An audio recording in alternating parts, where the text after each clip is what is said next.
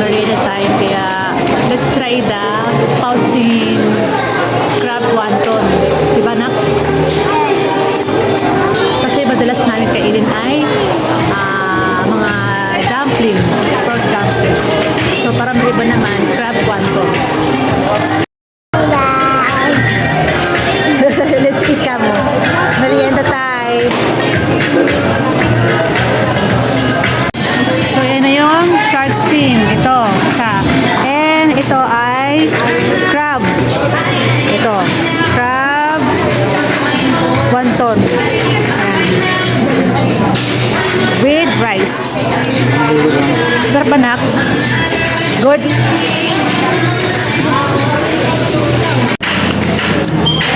Sayla, palaki ka na. Kasi kahit mo yung lamesa. Sige, eat ka nga, Sayla. Eat ka nga. Buti ka maabot ha? Oh, sarap Sarap ba? Kasi Sayla, dun tayo sa 20 pesos lang isa. Okay? Ha? Ang mahal ng notebook ngayon, no? Tingin mo, anak. Kinakabahan ako sa presyo, ha.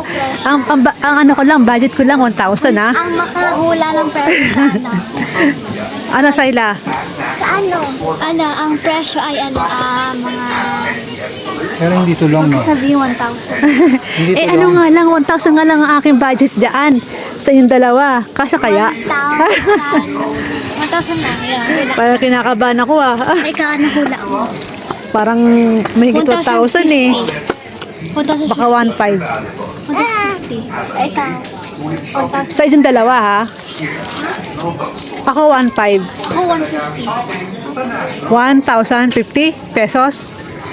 Sayla, ikaw, hula. 1,000 lang. 1,000 ka. So, yun. Meron na tayong mga scissors, color paper, and mga notebooks. Tapos name tag, saka color, o crayons. Yan, blue. So, yung mga basic na kailangan ng isang students na unang pasok. Yung ibang habol, bahala na. Sobrang budget lang talaga.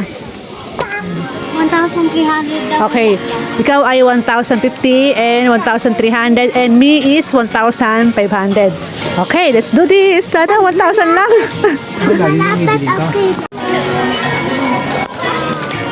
Size 35. Ma'am, 35.